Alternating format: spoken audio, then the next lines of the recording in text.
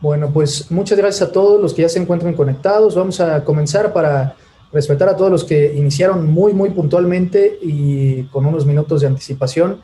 Déjenme presentarles. Por aquí tenemos al speaker del día de hoy que nos va a ayudar con este segundo dominio del CBK y del CISP, que es Alfonso Ruiz.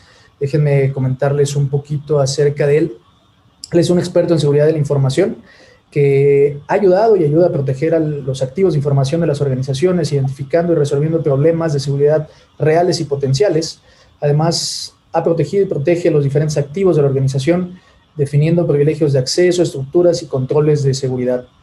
También puede reconocer problemas identificando anomalías y manteniendo informados a los usuarios mediante la preparación de reportes de rendimiento que comunican el estado del sistema hacia la organización.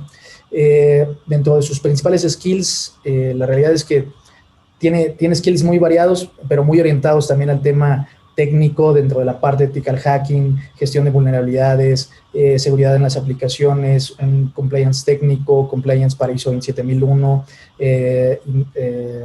respuesta a incidentes, análisis de malware, compliance para PCI, para HIPAA. Dentro de las certificaciones que tiene, por supuesto, tiene CISP, tiene algunas otras relevantes, como pueden ser Offensive Security Certified Expert Professional y Wireless Professional, y la parte de ISO 27001 Lead Auditor. Entonces, bueno, pues le cedo la palabra por aquí a Alfonso, y bueno, pues bienvenido, Alfonso, muchas gracias. Gracias por la presentación, Jorge. Bueno, pues esta charla es justo para revisar el segundo dominio de la certificación CISPEDE, ahí en el CBK. Este dominio es de los más dóciles que vienen en el CBK en cuanto a cantidad y contenido. Entonces, pues les voy a ir platicando a grandes rasgos qué es lo que contiene este dominio. Y respecto a las preguntas, yo creo que vamos haciendo una pausa, no sé, cada 5 diapositivas así para ir resolviendo las dudas que puedan tener, ¿vale? Bueno, pues para empezar vamos a definir qué es un activo. Aquí el término activo describe prácticamente todo lo que sea un dispositivo informático de TI, tanto de software como de hardware, y que puede existir en plataformas informáticas virtuales, ya sea la nube o bien plataformas virtualizadas. Y pues esto también incluye a los datos. Los datos son considerados un activo, ¿no? Bueno, ya con esta definición podemos pasar a la siguiente, que es también básica para el entendimiento del resto del capítulo, es qué es una política de datos. Y pues bueno, la política de datos va a ser esta parte que nos va a ayudar a hacer una buena gestión de los datos, y pues va a ser este conjunto de principios y procedimientos que van a aplicar a la organización para que nosotros podamos hacer una gestión correcta de activos o datos. Más adelante va a quedar más claro. Y pues bueno, el principal propósito de una política de datos es darle a la organización 3 puntos muy importantes. La primera es qué va a recopilar de la información y para qué la necesita. O sea, el hecho de que pueda recopilar la información no quiere decir que la necesites. Entonces tiene que ser muy puntual en qué es lo único que necesita recopilar de información sobre los usuarios. Después también nos va a dar la guía de qué controles debemos de implementar nosotros para mantenerla segura. También nos va a decir cuánto tiempo debemos retenerla, en qué momento debemos destruirla, para que en cuanto nosotros detectemos que un activo o bien los datos ya no son necesarios, se pueda hacer este proceso. También una política de datos va a ayudar a la organización a tener consideración sobre todas las regulaciones que puedan tener impacto sobre los datos. Es decir, por ejemplo, a lo mejor hay leyes de protección de datos que nos hagan tener un acuerdo de usuario final, o que tengamos por ahí un aviso de consentimiento al recopilar los datos. Un ejemplo muy claro de esto es, por ejemplo, en GDPR, ese banner que ahora sale en prácticamente todas las páginas, ¿no? Que dice si estás de acuerdo en que la página recopile las cookies de sesión. Entonces, una política de datos nos va a ayudar a reconocer este tipo de requerimientos. También la política de datos debe estar bien definida para que así la dirección pueda establecer las prácticas y los controles que ayuden a la calidad de los datos, a mantener el formato, a gestionar los accesos y a tener una correcta retención de los mismos. Más adelante vamos a ahondar en todos estos temas, pero bueno, a grandes rasgos esto es en lo que nos ayudaría una política de datos. Y bueno, ahora sí podemos pasar a la parte de gobierno de datos. El gobierno de datos, de hecho, pues pasó a ser una parte tan importante en las organizaciones, que organizaciones de medianas a grandes ya tienen literalmente una oficina de gobierno de datos, que es la que justo se va a encargar de administrar la política de datos y todos los procedimientos que se deriven de ella. Va a asignar roles y responsabilidades de todas las partes que estén involucradas desde la generación, el tratamiento, procesamiento de los datos hasta el decomiso, ¿no? Después, una organización siempre debe determinar cómo va a gestionar los datos, ¿no? Lo que les comentaba. Cómo los va a crear, cómo los va a transformar y cómo van a estar valorados. Más adelante también vemos cómo se clasifican los datos. Y bueno, dentro del gobierno de datos se incluyen las personas, los procesos y las organizaciones que estén involucradas en cualquiera de las fases del procesamiento de los datos. Y pues bueno, hay varios principios que se deben considerar siempre en la gestión de los datos. La primera es establecer responsabilidades desde cómo se obtienen los datos, quién los va a procesar, en dónde se van a procesar, cómo se van a proteger, etc. Todo esto va a ayudar a que la organización pueda tener una mejor planificación. También siempre recordar que los datos se deben de adquirir válidamente, esto es decir que el usuario siempre debe de estar consciente de los datos que se van a adquirir, cómo se van a almacenar, y pues no se vale comprarlos por ahí, alguna base de datos, cosas así, ¿no? También se debe de garantizar el rendimiento y la disponibilidad de los datos cuando sea necesario, porque vamos, el propósito final de los datos va sobre un proceso de negocio, ¿no? Entonces, lo ideal es que siempre esté lo más eficientado posible. También es importante asegurar el cumplimiento de todas las regulaciones que estén involucradas con el tipo de datos que nosotros vamos a manejar. Y por último, asegurar el respeto por los factores humanos. Esto es, pues, la privacidad, ¿no? La privacidad que merecen los datos de cada una de las personas. Esta sería la definición de gobierno de datos. Después viene una parte muy importante que es la calidad de los datos. La calidad de los datos lo que implica es la integridad y confiabilidad que van a tener estos a través de su vida útil. Y pues se van a considerar factores como la precisión, la vigencia y la relevancia. En esta parte del CBK vienen dos definiciones que son un tanto confusas. La primera es el aseguramiento de la calidad de los datos, que es el famoso Quality Assurance. Aquí es el aplicar todos los estándares externos que se puedan sobre cada una de las fases del procesamiento de los datos para así poder detectar errores. Pero bueno, palabras clave es que son estándares externos y que se hacen en cada una de las fases del procesamiento de los datos. Y de aquí viene otro concepto que es justo el que genera ahí un poco de desconcierto, que es el control de calidad. Aquí la diferencia es que el control de calidad van a ser una serie de procesos internos que van a validar el producto final que se entregue de los datos. Es decir, el Quality Assurance lo que validaba era cada fase, y aquí lo que se va a validar en el control de calidad es el producto final. Y bueno, el propósito de realizar el Quality Assurance y el Quality Control justo es eso, ¿no? Reducir la cantidad de errores en los datos al mínimo posible. Digo, mínimo posible porque no es prácticamente inviable quedarse sin errores en los datos.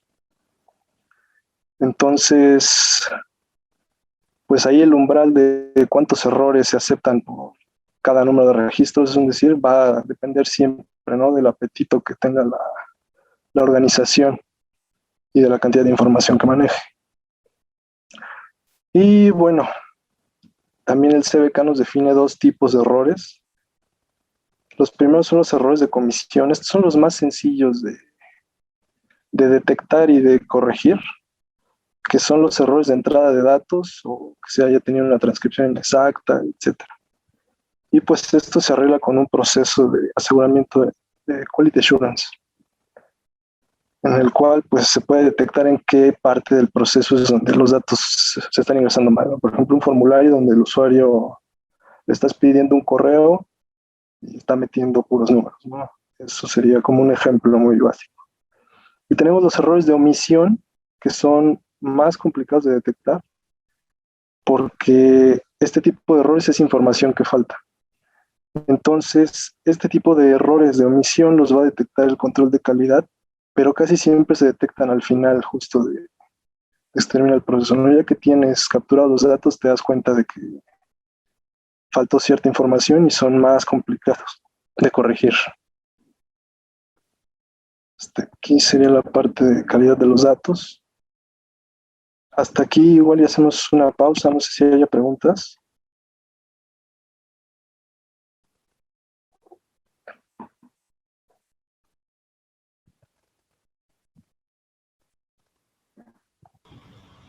Parece que no hay preguntas. Vale, entonces continuamos, Jorge. Después viene la parte de documentación de los datos.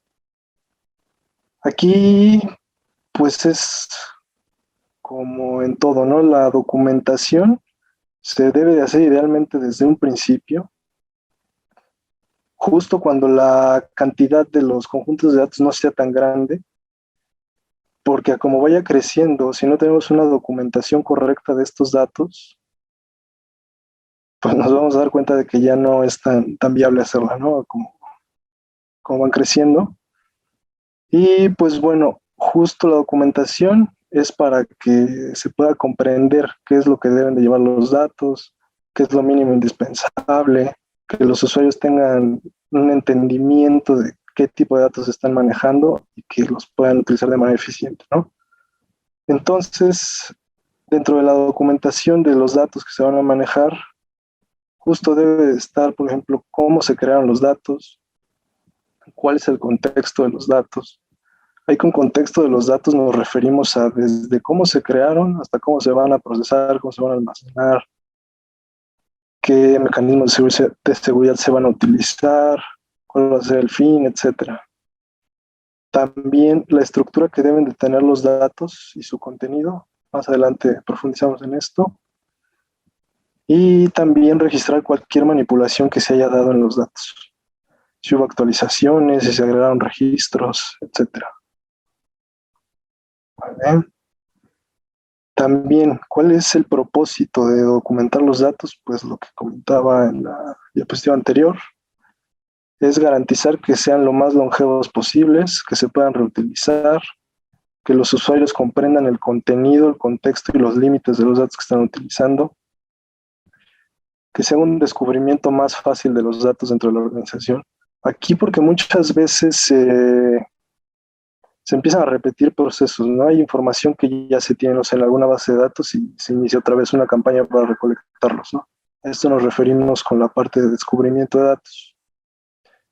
Y por último, la interoperabilidad de los datos en las diferentes aplicaciones. Y pues prácticas que se pueden utilizar para la documentación de los datos. Pues tenemos, por ejemplo, los metadatos, que son los famosos datos de los datos, que es donde pueden estar, no sé, atributos, fechas, etcétera, de cómo se obtuvieron. También tenemos los famosos README files, que tienen ahí pues un resumen o unas instrucciones, ¿no?, de cuál es el propósito de los datos.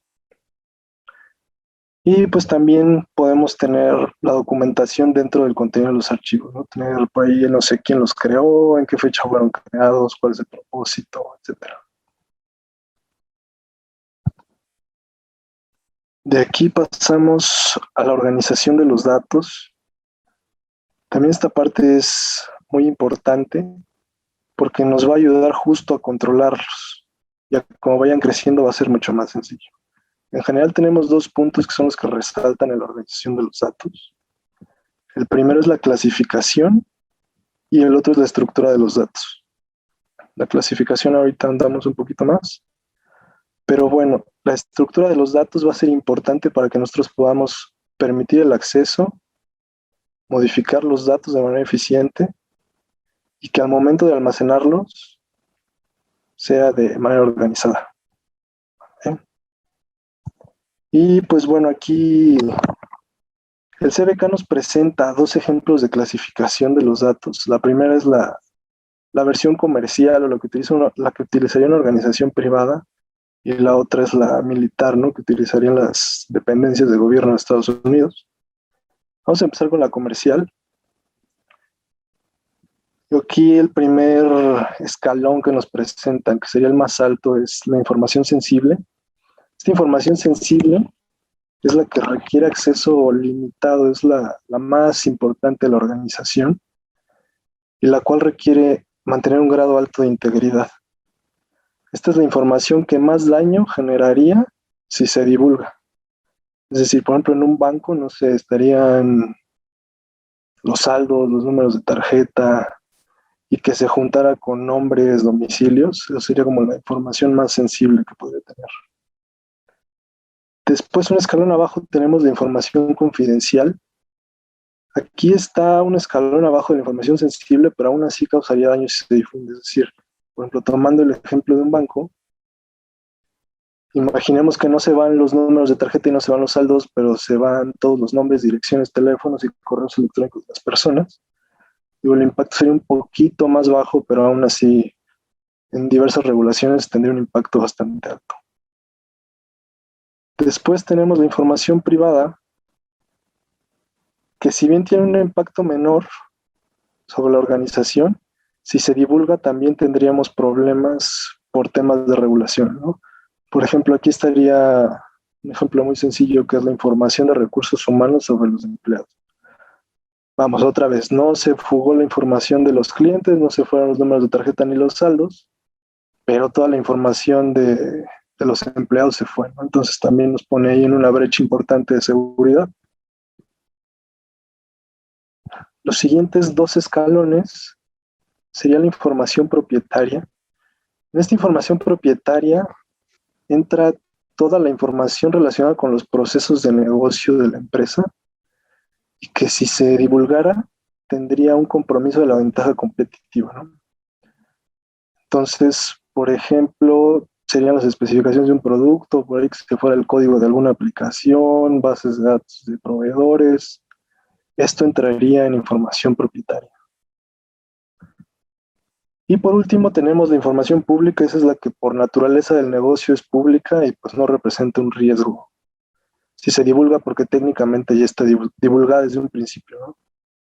Por ejemplo, están datos de marketing, el número de empleados que tiene la empresa, o toda la información que está publicada, por ejemplo, en la página web de la empresa, pues eso es información pública. Después tenemos la clasificación que les comentaba, que es la que utilizan las dependencias de gobierno de Estados Unidos. Aquí el primer escalón que ellos manejan es top secret, que es como la información más confidencial que tienen. Y pues la divulgación de este tipo de información generaría un daño severo a la seguridad nacional. Después viene un escalón abajo, la que estaría catalogada como secret. También igual aquí pues se generaría un daño severo sobre la seguridad nacional, pero no alcanza a tener el máximo nivel de sensibilidad. Después tenemos información confidencial. Aquí es información que Bueno, para que se entienda mejor, por ejemplo, en Estados Unidos tienen varias leyes, ¿no? Pues, de transparencia, en las cuales, como el INAI aquí, ¿no? Que se puede pedir la información a las dependencias de gobierno. Bueno, pues la información confidencial justo sería información que ni así el gobierno puede revelarle a las personas. No está clasificada como de seguridad nacional, pero aún así el impacto si se divulga sería bastante alto. Después viene la información sensible pero desclasificada. Igual no se considera de seguridad nacional, pero si se divulga causaría daño. Y por último viene la información desclasificada. Aquí es información que no entra en ninguna de las categorías anteriores o que no es sensible. Hasta aquí son las dos ejemplos de clasificación que se presentan en el CBK. Digo, ya aplicado a las organizaciones, la realidad es que esto es una guía, pero pues, cada organización va a definir la clasificación acorde a la sensibilidad de los datos que maneja o la criticidad. ¿Vale? Después, procesos de clasificación de los datos. Aquí vamos a detallar los pasos necesarios para que se puedan clasificar los datos. Lo primero es definir los niveles de clasificación. Aquí el board de directores va a ser el encargado de definir los niveles. Después van a especificar los criterios para determinar cómo se van a clasificar estos datos. Después van a identificar a los propietarios de los datos y de los activos, porque estos van a ser los responsables. Y bueno, después se identifica el custodio de los datos. Aquí el custodio va a ser el responsable de la implementación de los controles de seguridad y de mantenerlos óptimos. Después aquí está lo que les comentaba, indicar los controles de seguridad o mecanismos de protección requeridos para cada nivel de clasificación. Aquí es importante detallar que el que define los controles de seguridad es el owner de los datos siempre, y el que los va a implementar es el custodio de los datos. También documentar cualquier excepción que pueda existir a las clasificaciones, identificar los métodos que se puedan utilizar para transferir la custodia de la información a otro titular de datos. También crear un procedimiento para revisar periódicamente las clasificaciones y propiedad de los datos y comunicar cualquier cambio al custodio de los datos. También indicar el procedimiento para desclasificar los datos. Y por último, asegurarnos de que todo esto se incluye en los programas de concientización para todos los empleados, para que estén conscientes de el tipo de información que la organización maneja, cuáles son los controles de seguridad que se tienen y qué es lo que se espera de ellos para que no exista una brecha de seguridad. Vale. Hasta aquí no sé si hay alguna pregunta por ahí.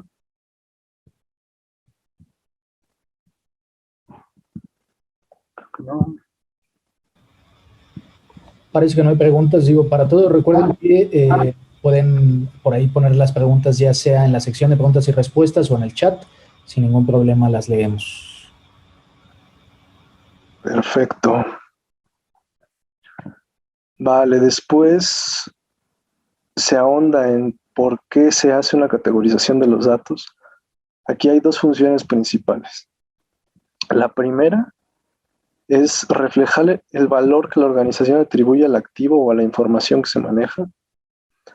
Y la segunda va a ser considerar la tolerancia al riesgo que establezca la dirección. Y pues el propósito justo de las categorías es reflejar el impacto potencial de que ocurran ciertos eventos, que aquí es una brecha o divulgación de la información, que ponga en peligro la confidencialidad, la integridad o la disponibilidad de la información. Y pues bueno, para organizaciones que están empezando en esto, se puede empezar de manera muy simple, desde poner categorías como alto, medio y bajo, y ya después irlo evolucionando dependiendo de las variaciones que se encuentren. Y pues aquí nada más como referencia, ¿no? Se pone que el FIPS para Estados Unidos da algunas pautas, ¿no? Para hacer una clasificación de datos. Y aquí son ejemplos, realmente como les comentaba, al final en la organización los que van a decidir son ustedes. Entonces no hay como una regla para la categorización de los datos. Después, en la clasificación de los activos, aquí siempre hay que empezar por hacer un inventario de activos y con esto vamos a poder determinar quiénes son los responsables o propietarios de los mismos. Aquí clasificar los activos realmente significa el poder agruparlos de acuerdo al nivel de sensibilidad o criticidad. Aquí también son dos palabras que generan un poco de confusión. La sensibilidad se refiere al qué pasaría si los datos son divulgados o si el activo es comprometido. Y la criticidad está más relacionada a un proceso de negocio. O sea, a lo mejor es un proceso de negocio que utiliza datos sensibles, pero que aparte es crítico para la operación. Entonces ahí tenemos esos dos puntos a considerar al momento de clasificar los activos. También el clasificar los activos nos va a dar pauta a establecer un conjunto mínimo de controles de seguridad dependiendo pues justo, ¿no? Del escalón en el que estemos de la clasificación de los activos. Y bueno, todo esto se supone que debe de estar definido en la política de datos, que va a ser el mecanismo formal que tiene la organización para establecer los niveles, explicar en qué consisten y así también poner qué controles son los mínimos que se esperan que se tengan por cada nivel de la clasificación. Y bueno, aquí una tablita con varios beneficios de tener una buena clasificación. Pues lo primero es justo eso, ¿no? Que vamos a tener un inventario de activos preciso que nos va a permitir tener información exacta sobre el medio ambiente en el que están nuestros activos. Con esto nosotros vamos a poder optimizar los programas de administración de cambios, vulnerabilidades y parches de manera más eficiente.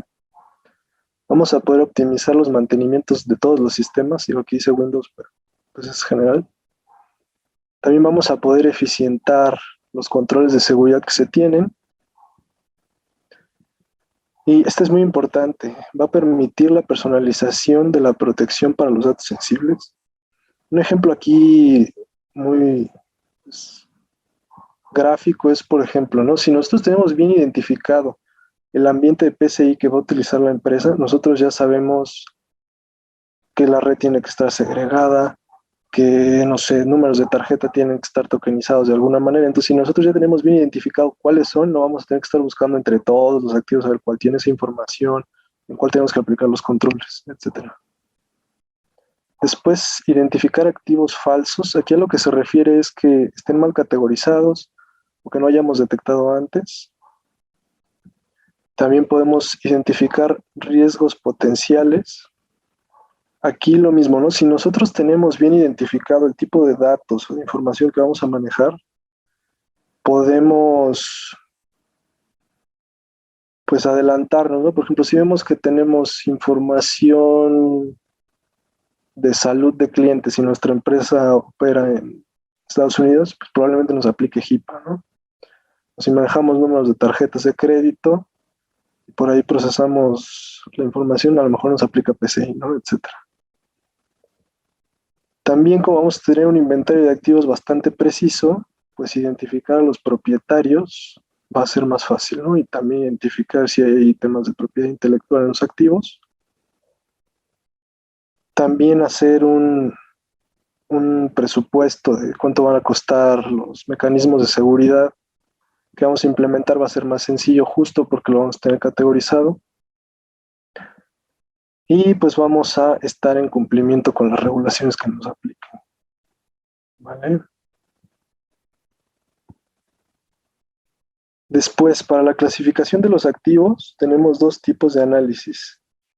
el cuantitativo y el cualitativo. En esta tabla lo que vamos a ver son ventajas y desventajas de cada uno de los dos. El cuantitativo, las ventajas justo es que es objetivo, utiliza números reales, se pueden hacer comparaciones. Justo como tiene números y es medible, pues es más creíble, significativo y de fácil comprensión. También que esté alineado con consideraciones financieras y se puede hacer por ahí un análisis costo-beneficio. Y pues las desventajas es que es más complejo de calcular, da una falsa sensación de exactitud o precisión, y pues que si se hacen mal los cálculos, pues ya va a estar mal el análisis. Después tenemos el análisis cualitativo, que es más sencillo de medir y explicar, que se transmiten las medidas necesarias para identificar el problema, pero aquí las desventajas es que es subjetivo, ¿no? Depende mucho de la pericia que tenga el analista para hacer este análisis. También, justo como es subjetivo, los activos pueden estar sobrevalorados o subvalorados, y pues es difícil seguir el proceso de algo que es subjetivo, ¿no? ¿Vale? Después, los niveles de clasificación de los activos. Aquí es como un recordatorio de lo que vimos en unas diapositivas previas, justo lo que les comentaba, ¿no? Los activos deben identificarse y controlarse en función de su nivel de sensibilidad, pero también de su nivel de criticidad para el negocio. Y bueno, con esto lo que comentaba, que se pueden hacer agrupaciones similares según al valor que se tenga en la organización. También, como les comentaba, aquí criterios para evaluarlos son el tipo de datos que manejan los activos, los procesos que logran los activos, que ahí sería la criticidad, y pues también lo que les comentaba, que no hay una fórmula o nomenclatura que aplique al 100% a todas las organizaciones, ¿no? Aquí la categorización la tienen que definir ustedes, a lo mejor, no sé, que el alto sea información sensible con criticidad alta, etcétera, y así ir bajando. Después viene la parte de la gestión del ciclo de vida de los activos. Aquí es tener una metodología formal sobre el ciclo de vida de cada uno de los activos dentro de la organización, y justo esto nos va a ayudar a rastrear, administrar e informar sobre los activos de información que tenga la organización. Y justo esto, el mantener en orden el ciclo de vida de los activos, nos va a ayudar a fomentar la resiliencia en ciberseguridad de la organización, porque vamos a tener mayor visibilidad de los activos, vamos a poder identificar cuáles son vulnerables, cuáles ya tienen, por ejemplo, un sistema operativo que vaya de salida, etcétera. Y con esto vamos a poder dar una respuesta más rápida a las alertas de seguridad que se tengan. Vamos a poder ver qué aplicaciones son las que más se están utilizando, y pues también se van a reducir los tiempos de respuesta de la mesa de servicios. Con el siguiente diagrama viene cómo define el NIST el ciclo de vida de un activo. Digo, aquí a la izquierda se ve que lo definen como pues, un proceso de mejora continua, ¿no? Es un ciclo que empieza desde la estrategia, la planificación, el diseño, cuando se obtiene el activo, cuando se pone a operar, se mantiene, todos los cambios que pueda llegar a tener, hasta llegar al decomiso. Y ya que se tenga el decomiso, pues probablemente sea reemplazado de nuevo por un nuevo activo de información. Vale. Después, en la parte de gestión del ciclo de vida de los activos, es muy importante el identificar quién va a ser el responsable de cada uno de los activos. Porque este responsable, pues, vale la redundancia, va a adquirir varias responsabilidades sobre el activo. Por ejemplo, va a representar a la organización para la protección y seguridad de ese activo de información. Va a mantener actualizado el inventario de los activos de información que tenga bajo su responsabilidad. También va a identificar el nivel de clasificación en el que su activo cae. Y con esto va a poder definir e implementar los mecanismos de seguridad para garantizar la triada, ¿no?, de la seguridad en ese activo. También va a monitorear que los mecanismos de seguridad estén funcionando como debe de ser y que estén cumpliendo. También va a ser el responsable de asignar los accesos a ese activo de información, y también va a ser el responsable de eliminar esos accesos que ya no tienen necesidad de existir. Después, esta lámina también es muy importante, es la parte de los roles y responsabilidades que existen en los activos. Aquí, primero tenemos al propietario de los datos. Como les comentaba, este es el que va a tener siempre la accountability de lo que pase. Digo, ahí supongo que la mayoría ya están conscientes de esa diferencia, pero la vemos de todos modos por si alguien no la conoce. La accountability no se puede traducir al español porque queda como responsabilidad, ¿no? Pero la diferencia en inglés entre accountability y responsibility es que la responsabilidad tú la puedes delegar, pero la accountability no. O sea, si algo llega a pasar, el que tenga la accountability va a ser el que se va a quedar con la responsabilidad de lo que sucedió, que en este caso va a ser justo el propietario de los datos. Después va a venir el custodio de los datos, que es justo el que, como les comentaba, va a ser el encargado de implementar todos los mecanismos de seguridad sobre el activo o sobre los datos. Entonces ahí el custodio tiene responsabilidad, pero el owner es el que tiene la accountability final. Y bueno, el propietario y el custodio de los datos van a entrar dentro de la categoría de administradores de los datos. Pero ahí aparecen otras dos categorías que son los controladores de los datos y el procesador de datos. Estas categorías surgen prácticamente por la regulación GDPR, donde se define que un controlador de datos es aquel que va a identificar cuál es el fin de los datos y cómo se van a procesarlos. Y el procesador de datos va a ser aquel que le dé tratamiento a los datos, pero bajo las órdenes del controlador de los datos. ¿Vale? Después, otra parte bastante interesante es la parte del estado de los datos. Aquí hay que entender que los datos tienen tres estados. El primero es en reposo.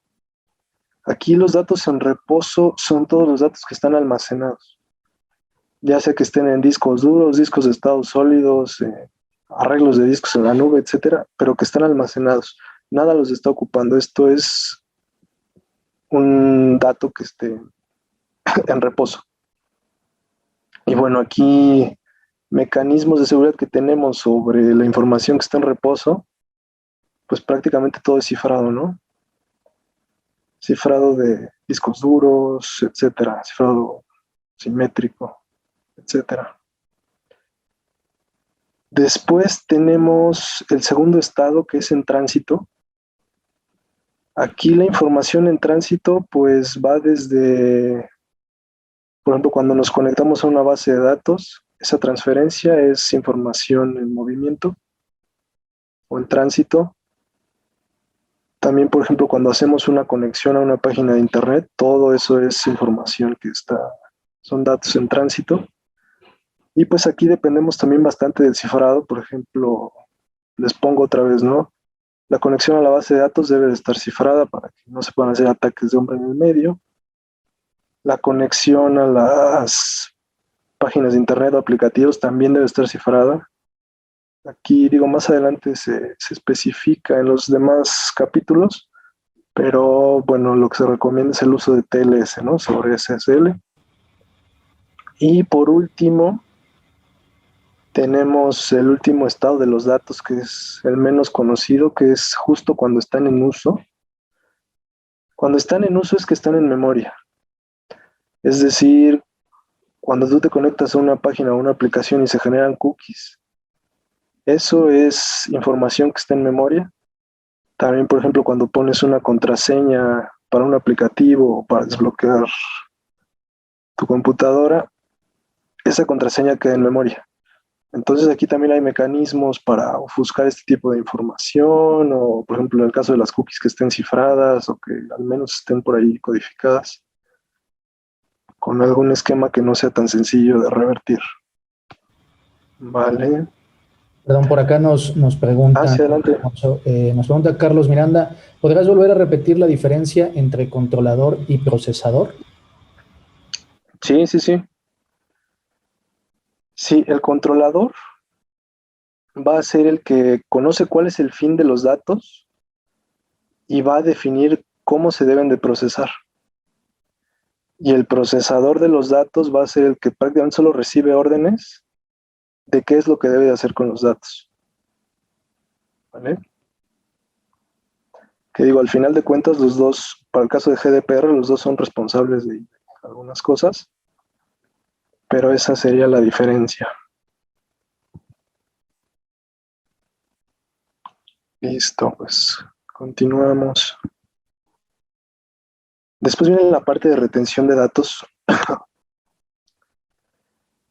Aquí para la parte de retención de datos, una de las necesidades que se tienen es que deben de ser accesibles de manera oportuna y para esto se deben de considerar varios aspectos.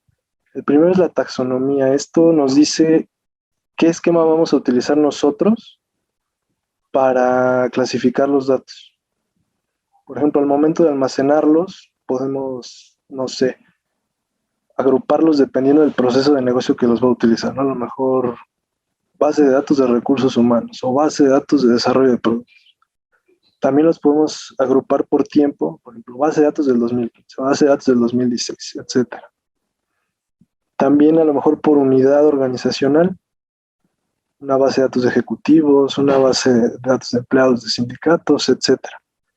Aquí igual la organización es la que va a definir cuáles son los esquemas que se van a utilizar para categorizar los datos.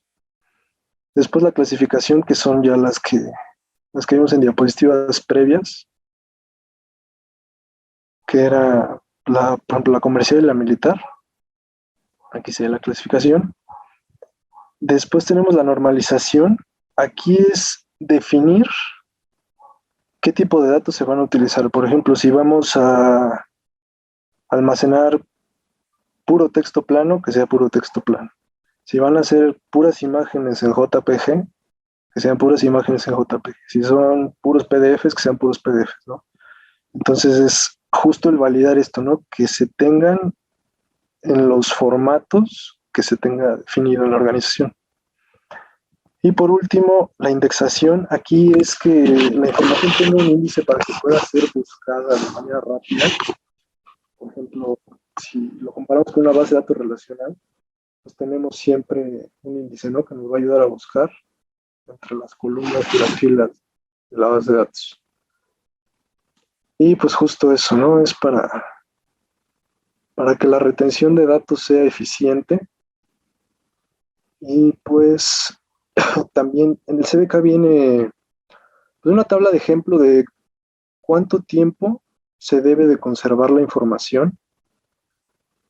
Digo, aquí está pues bastante genérico, ¿no? Para que se pueda adaptar a todos los países, pero no se dice documentos comerciales, 7 años, facturas, 5 años, cuentas por pagar y por cobrar, 7 años, archivos de recursos humanos, 7 años, archivos de recursos humanos de personal que no se contrató, 3 años, registros de pagos de impuestos, 4 años, y correspondencia legal de manera permanente. Pero aquí hay que recordar que esto pues prácticamente es una tabla educativa, ¿no? En una organización real siempre hay que tener en cuenta las regulaciones que aplican de manera local e internacional, porque a lo mejor por ahí nos cae una auditoría, no sé, de Ley Federal de Protección de Datos Personales, posesión de los particulares y nosotros borramos los datos al año y resulta que nosotros debemos de tener registro, ¿no? 3 años de eso, ¿no es cierto? Entonces siempre hay que tomar en cuenta cuánto se retiene, pero sin caer en el extremo, ¿no? No, pues no voy a borrar nada porque igual y me lo piden, porque nos estamos exponiendo también a un riesgo de que por ahí los respaldos se pierdan, ¿no? Y nos vamos a meter igual en problemas, ¿no? Así, se robaron una base de datos que se debió de haber borrado hace 5 años y ahí estaba nada más ocupando espacio, ¿no? Entonces hay que encontrar ese punto medio en tenerlo lo suficiente como para cumplir y ya. Después, pues es parte de lo que les comentaba, buenas prácticas de retención de datos, pues eso, ¿no? Mantener los registros de acuerdo al programa de retención, realizar evaluaciones periódicas de los sistemas. Aquí igual va enfocado, ¿no? Que luego por ahí en la red hay servidores o sistemas que se quedaron perdidos en el tiempo. Esos famosos sistemas legacy que ya nadie ocupa, pero sí tienen información. Entonces hay que considerarlos para que si ya no se utilizan, se eliminen. También hacer una revisión frecuente de las políticas de retención para asegurarse de lo que les comentaba, que estemos en cumplimiento y que no se mantengan los datos más allá de lo necesario. También tener etiquetados los registros que se mantengan electrónicamente. Aquí con etiquetar se refiere a que pues físicamente se identifique la sensibilidad de los datos y también, por ejemplo, si está cifrado o no está cifrado. Otro punto importante es crear copias de seguridad de los archivos electrónicos, hacer copias impresas de los registros que no se puedan pasar a formato digital. Aquí otra vez un recordatorio de que los registros no se guarden más tiempo del necesario. Y pues lo que les comentaba también, ¿no? Que se haga un esfuerzo razonable por eliminar toda la información que ya no es necesaria. Si no la pide una regulación, si no la ocupa el negocio, si ya lleva años ahí, mejor borrarla a que en algún momento se pueda divulgar. Si no, luego por ahí aparecen esas bases de datos, ¿no? Y dicen, no, pero es del 2011. Pues sí, es del 2011, pero probablemente haya datos que todavía coincidan. Después, el determinar los controles de seguridad de los datos. Aquí, el nivel de seguridad, como comentaba anteriormente, va siempre ligado al nivel de clasificación que haya definido el board de directores, al valor, la sensibilidad que tenga para la organización y pues el propósito justo de estos controles es identificar, proteger, detectar, responder y recuperarse sobre un incidente de seguridad. Y pues algunos marcos ahí de referencia que pueden utilizar para definir qué controles se van a implementar. Tenemos ISO 27000, tenemos por ahí el NIST, tenemos COVID. También están pues, las que aplican a las dependencias de gobierno de Estados Unidos, por ahí como FISMA, FedRAMP. Pero bueno, ya dependerá de para qué se apliquen. Y bueno, tenemos 3 tipos de controles, que son técnicos, físicos y administrativos. Primero vamos a empezar por los controles técnicos. Ahí, para definirlo de manera sencilla, los controles técnicos son todos aquellos que de alguna manera dependen de una computadora y que se pueden automatizar para implementar los mecanismos. Aquí, por ejemplo, tenemos algunos ejemplos, por ejemplo, herramientas de descubrimiento de activos, ¿no? Como el famoso System Center de Microsoft ahí para descubrir qué hay en la red. Tenemos ahí herramientas de escaneo de vulnerabilidades, hay también monitoreos de acceso no autorizado a activos y a datos, y pues registros de aplicaciones, ¿no? Todos estos logs, coordinadores de eventos, etcétera. Esos serían controles técnicos. Perdón, Alfonso, por acá nos preguntan Sí. ¿de qué manera Alejandra Arenas nos pregunta, ¿de qué manera se recomienda Manejar el etiquetado de clasificación de activos en diferentes formatos, base de datos, carpetas electrónicas, servidores, etcétera. Pues mira, la más sencilla es la que les comentaba, ¿no? Verlo como etiquetitas en las cintas de los respaldos, pero también, por ejemplo, en el caso de los servidores, en los nombres, se puede poner por ahí algún identificador, bases de datos igual. Digo, ahí ya depende cómo determine la organización, pero sí, etiquetado es un decir, ¿no? Puede ser en el nombre, en las propiedades de los archivos, en los metadatos, poner por ahí si es información sensible, o por ejemplo, para el caso de los DLPs, lo que se hace es, por ejemplo, en las plantillas de los PDFs o de los Words, poner alguna marca de agua, ¿no? Para la información que es confidencial, se pone una marca de agua oculta. Entonces, al momento de que un empleado trata de mandar por correo electrónico información que no deba, brinca el DLP justo por esa marca de agua que se utilizó como identificador del documento, ¿no? Ahí va a depender mucho de la organización. ¿Vale? Muy bien. Después tenemos los controles administrativos. Digo, aquí es todo lo que podríamos considerar seguridad en papel. Están políticas, procedimientos, estándares, guidelines, etcétera. Pero que a fin de cuentas, pues son la base, ¿no? Para la implementación de los controles técnicos y físicos. Y que al final de cuentas, pues es lo que de cierto modo nos va a mantener en cumplimiento con leyes y regulaciones, ¿no? Digo, aquí vienen 4 ejemplos, pero puede ser cualquiera, desde la política general de seguridad, políticas de contraseñas, auditoría, monitoreo, todo lo que sean políticas, procedimientos, entraría en la parte de un control administrativo. Y por último, tenemos los controles físicos. Esto, pues, tiene un capítulo literalmente dedicado a seguridad física en CBK, pero bueno, aquí lo tocamos un poquito por la superficie. Los controles físicos son los más baratos y los más sencillos de implementar. Y pues prácticamente es desde poner un guardia de seguridad, recepcionistas, cámaras, la iluminación del edificio, los controles de acceso a la entrada, los sistemas de detección de intrusiones. Es lo que entraría en la parte de controles físicos. Y digo, bueno, ahí como tip para los que están estudiando para el examen, digo, esta parece ser uno de los capítulos más tediosos, pero si vienen por ahí preguntas de esas engañosas, por ejemplo, ¿no? Poner atención a la parte de sistemas de detección de intrusiones. Te dicen que si pondrías un sensor de movimiento en un pasillo, ¿no? Y lo pondrías en horario laboral, pues no, ¿no? Porque te va a estar levantando ahí falsos positivos.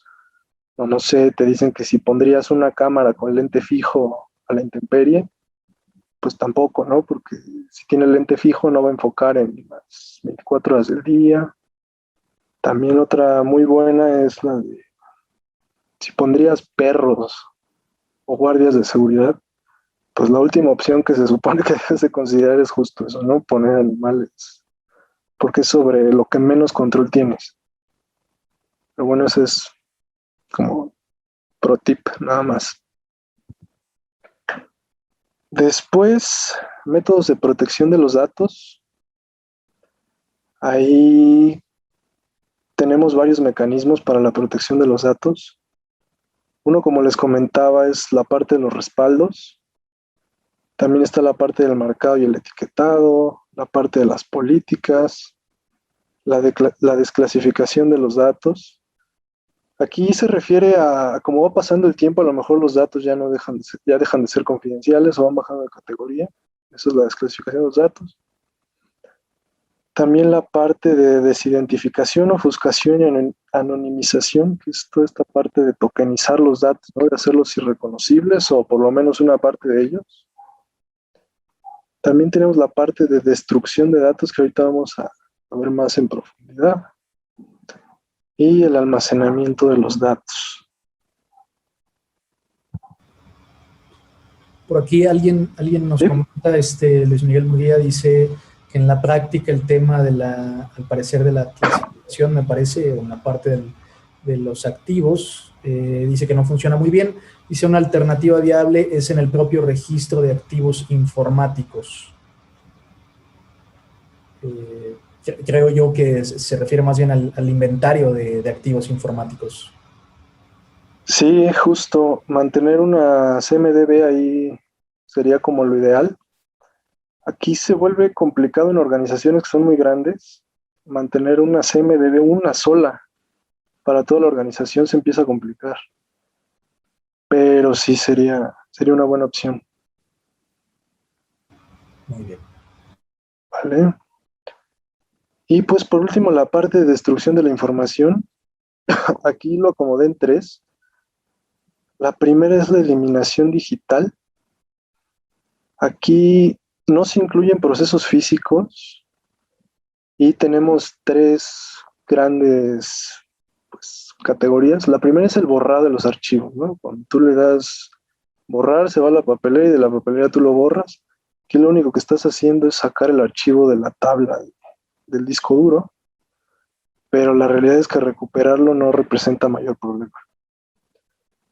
Después viene el formateo, que justo es esta tabla de archivos, reemplazarla, pero de nuevo, también se puede recuperar, no hay mayor problema en hacer eso.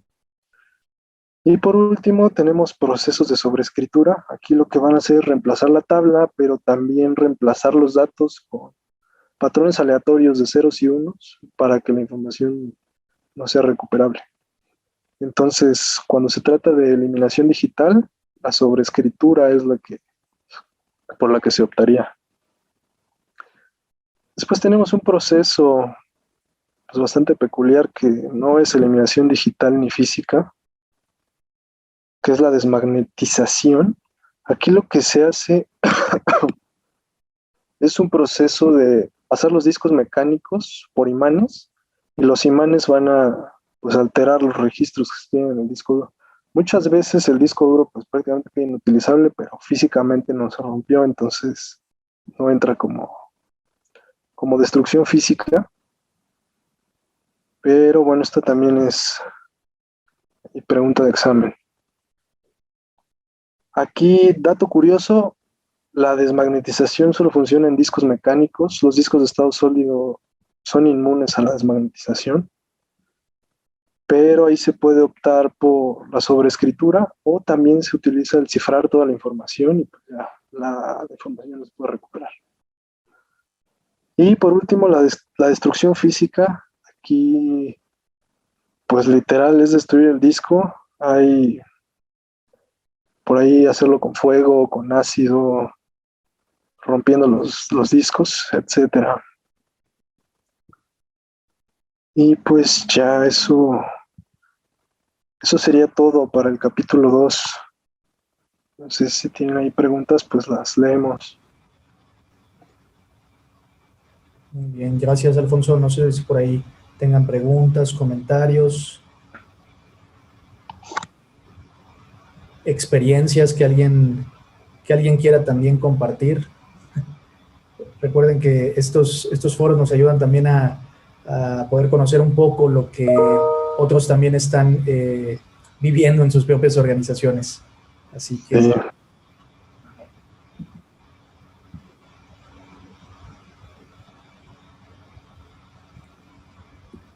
Dice José Ramos, ¿cuáles guías recomiendas para la clasificación, categorización de la información?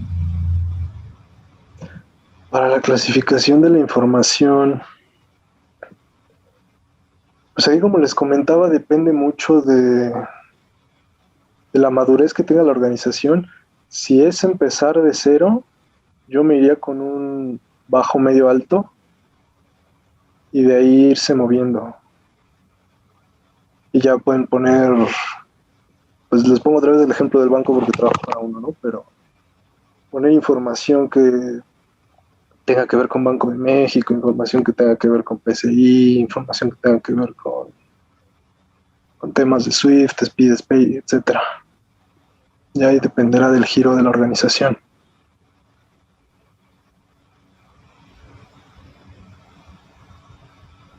Muy bien, dice Alberto Rocha, ¿cuáles son las mejores fuentes de estudio? Supongo para la preparación de la certificación, Alberto. Sí, ahí, pues yo sé que es pesado, ¿no? Pero sí darle una vuelta al CBK. Digo, no aprenderse de memoria porque no es la idea, pero sí darle una vista por fuera, aunque sea. También por ahí hay bancos de preguntas. Yo no quiero decir marcas, pero hay bancos de preguntas que son bastante parecidos a las que vienen en el examen. Pero yo creo que más es un tema de experiencia. Digo, ahí apoyando nada más a lo que comenta Alfonso, digo, en mi experiencia, a mí lo que más me funcionó fue el tema del libro de Sean Harris, que es un libro que ya lleva bastantes años editándose y que ha ido evolucionando y que se ha ido actualizando. Otra opción, por supuesto, pues está la guía oficial de YC Cuadrada.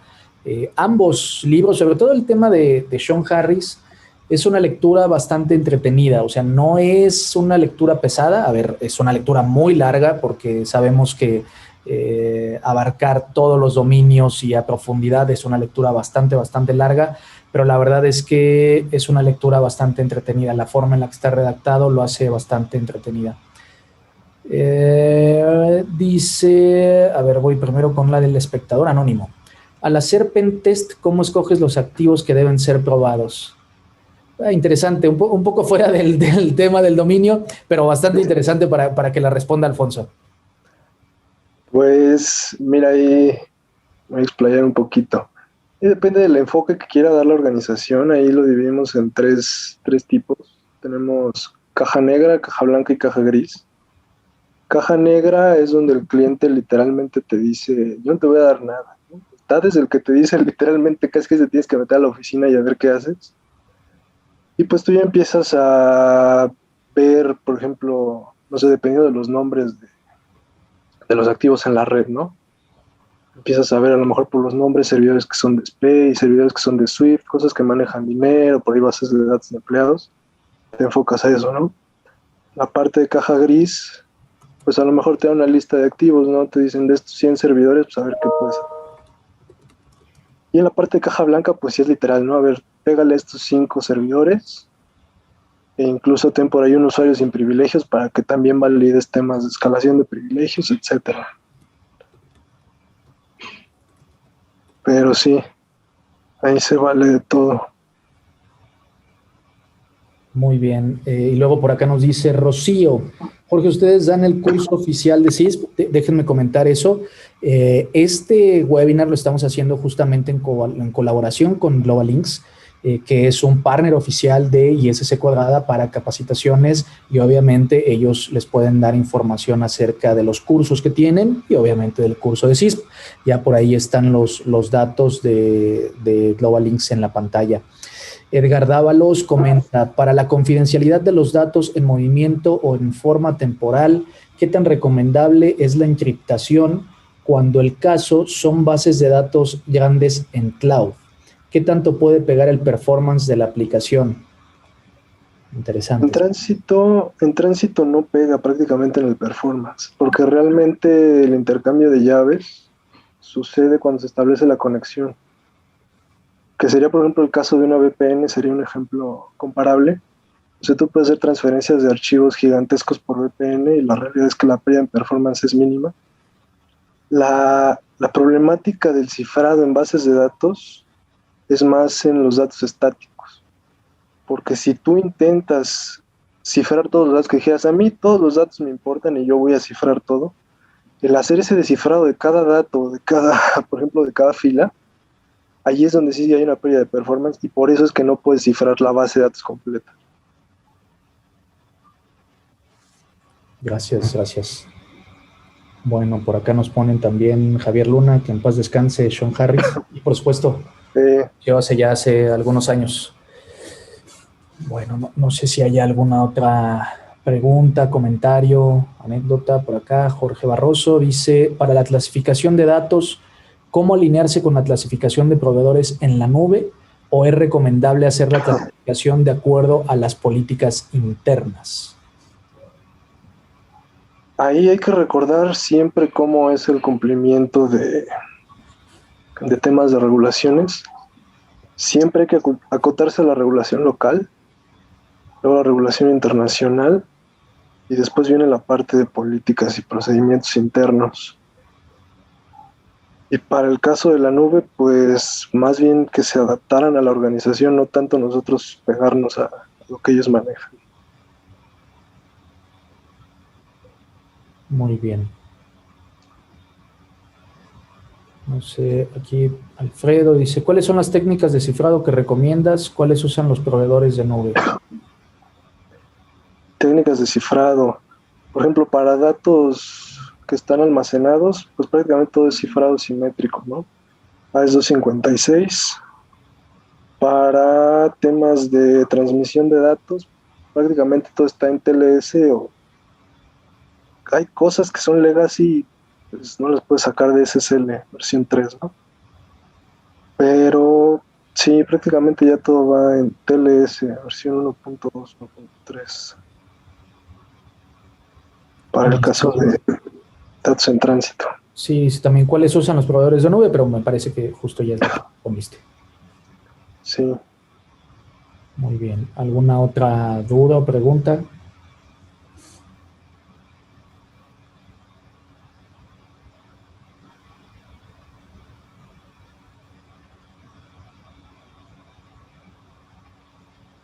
Bueno, si no hay más dudas, pues entonces, bueno, por aquí nada más Juan Luis Zamora, muchas gracias. Gracias a ustedes, gracias a todos los que por aquí nos dedicaron un poquito de su tiempo. A ver, dice Edgar Dávalos, ¿qué tiene más peso para pasar el examen CISP con 3 S? Es que es más difícil, ¿no? la teoría o la experiencia. Bueno, a ver, si quieres tú responde, Alfonso, y yo ahí me sumo también. Pues mira, yo diría que es como un 70% experiencia y 30% lo que estudies. Ahí el estudio te ayuda más en los dominios en los que no tienes tanto acercamiento. Por ejemplo, el que les mencionaba de la parte de seguridad física, yo creo que es en la que pues, la mayoría de nosotros tenemos menos experiencia, ¿no? Te llegan y te dicen que de qué tamaño tiene que ser la reja de un data center que está en medio del desierto, pues ni idea, ¿no? En esos casos, pues sí, lo único que te queda es el estudio, ¿no? Pero, por ejemplo, el caso, no sé, de toda la parte de seguridad en aplicaciones, pues prácticamente es a lo que me he dedicado, entonces, pues es confiar más en la experiencia que tienes. Es ahí una mezcla. Sí, yo creo que es, al menos en mi caso, igual que como dice Alfonso, hay una buena parte de dominios que probablemente si están demasiado metidos, por ejemplo, en temas de redes y comunicaciones, hay muchos dominios que vienen que, por ejemplo, todo lo que es análisis de riesgos o todo el tema de gestión, todo el tema de cumplimiento, si no están familiarizados con eso, pues probablemente vayan a necesitar mucho estudio sobre esos dominios. Y estoy seguro que va a haber algunas personas que estén al revés, que estén muy familiarizados, por ejemplo, con gestión tipo ISO 27001, tipo Cybersecurity Framework del NIST, tipo cumplimiento con alguna regulación local o internacional. Entonces, probablemente ahí vayan a necesitar menos estudio que en los otros dominios. Entonces, sí depende mucho de lo que estén dedicados. Recordemos que el CISP, para poder tener la acreditación completa de la certificación, requiere ISC cuadrada al menos 5 años de experiencia. Justamente por esta razón, porque no es o no pretende ser un examen que únicamente se pase estudiando con pura teoría, sino que esté basado también y de forma sustancial en la experiencia que cada uno ya tenga. Por aquí dice alguien anónimo, buena tarde, ¿me pueden compartir la presentación? Sí, claro. De hecho, toda la presentación, toda la sesión la estamos grabando, entonces la vamos a compartir por ahí en el canal de YouTube del capítulo para que puedan acceder a ella y puedan repetir las secciones que gusten. Javier Luna, gracias por la sesión, excelentes comentarios, estupendos tips para los que estamos preparando nuestro examen. Muy bien, no sé si alguien más tenga alguna otra duda, pregunta, comentario.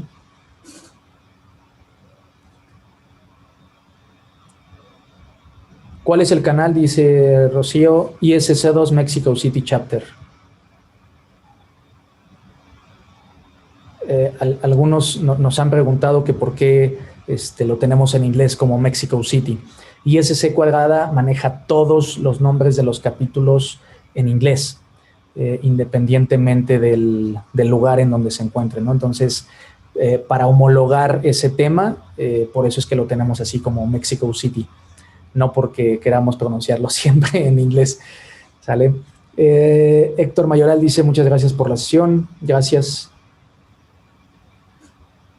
Bueno, pues si no hay más, recuerden, por ahí también están los datos de Global Links. Ellos les pueden dar información. Ellos son partner oficial de IS Cuadrada para cursos de capacitación y obviamente traen los cursos de IS Cuadrada y el curso de CISP. Ellos les pueden dar información si requieren prepararse ya, digamos, de alguna forma más profunda en el tema para la preparación del CISP justamente.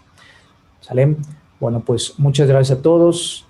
Dice, para efectos del examen, ¿las personas son activos?